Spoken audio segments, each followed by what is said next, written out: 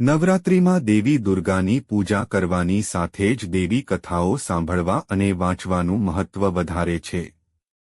માન્યતા છે કે આવું કરવાથી અક્ષય પુણ્ય મળે છે અને પોઝિટિવિટી વધે છે. દેવી દુર્ગાએ સમય સમયે પોતાના ભક્તોના કષ્ટ દૂર કરવા માટે વિવિધ અવતાર લીધો છે.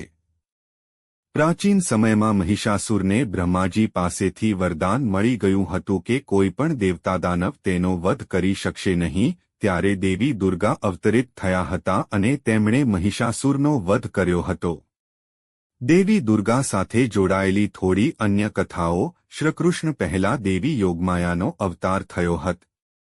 દ્વાપર યુગમાં વિષ્ણુજી શ્રીકૃષ્ણના સ્વરૂપમાં પ્રગટ થવાના હતા.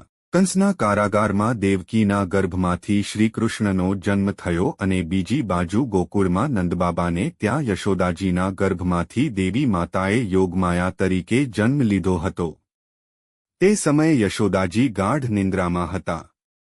વસુદેવ કંસના કારાગારથી બાળક કૃષ્ણને લઈને ગોકુળ પહોંચ્યા અને કૃષ્ણને યશોદાજી પાસે રાખી દીધા અને ત્યાંથી નાની બાળકીને લઈને મથુરાના કારાગારમાં પાછા આવી ગયા હતા. બાળકીને દેવકી પાસે રાખી દીધી હતી. કંસને જ્યારે દેવકીના 8મા સંતાન અંગે જાણકારી મળી ત્યારે તે તરત જ કારાગારમાં પહોંચ્યો. કંસે દેવકી પાસેથી તે નાની બાળકીને ઉપાડી લીધી અને તેને મારવાની કોશિશ કરી ત્યારે બાળકી સ્વરૂપે દેવી યોગમાયા તેના હાથમાંથી છૂટીને જતા રહ્યા. દેવીએ જતા પહેલા કંસ સામે આકાશવાણી કરી હતી કે તારો વધ કરનાર બાળકનો જન્મ થઈ ગયો છે. યોગમાયા દેવીનું એક અન્ય નામ વિંધ્યવાસિની પણ છે.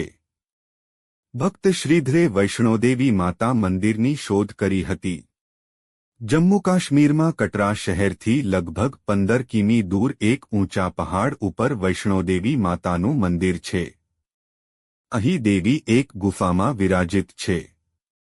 માતા વૈષ્ણોદેવી શ્રાઇન બોર્ડની વેબસાઇટ પ્રમાણે આ ગુફાની શોધ લગભગ 700 વર્ષ પહેલા માતાના પરમ ભક્ત શ્રીધરે કરી હતી.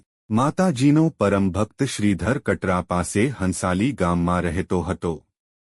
શ્રીધરે એકવાર ઘરમાં માતા વૈષ્ણોદેવીના નામે ભંડારો આયોજિત કર્યો, જેમાં નાની કન્યાઓ, ગામના લોકો સાથે જ ગુરુ ગોરખનાથના શિષ્ય ભૈરવનાથને પણ બોલ્યા હતા. માન્યતા છે કે માતા વૈષ્ણો એક કન્યા સ્વરૂપે શ્રીધરને ત્યાં ભંડારામાં બધા લોકોને ભોજન પીરસી રહ્યા હતા. તે સમયે ભૈરવનાથે ભોજનમાં માંસંદીરા માગી હતી. જ્યારે કન્યાએ તેમને ના પાડી ત્યારે ભૈરવનાથ ગુસ્સે થઈ ગયા હતા. તેણે કન્યાને પકડવાની કોશિશ કરી, પરંતુ કન્યાએ દેવીનું સ્વરૂપ ધારણ કર્યું અને ત્યાંથી ઉડીને ત્રિકૂટ પર્વતની એક ગુફામાં જતા રહ્યા. આ ગુફામાં દેવીએ 9 મહિના સુધી તપ કર્યું. 9 મહિના સુધી ભૈરવનાથ ત્યાં જ ગુફા બહાર દેવીની રાહ જોતા રહ્યા. જ્યારે દેવી બહાર આવ્યા ત્યારે તેમણે મહાકાળીનું સ્વરૂપ લઈને ભૈરવનાથનું માથું ધડથી અલગ કરી દીધું. ભૈરવનાથનું માથું ભૈરવ ઘાટીમાં પડી ગયું હતું, જ્યાં આજે ભૈરવનાથનું મંદિર છે.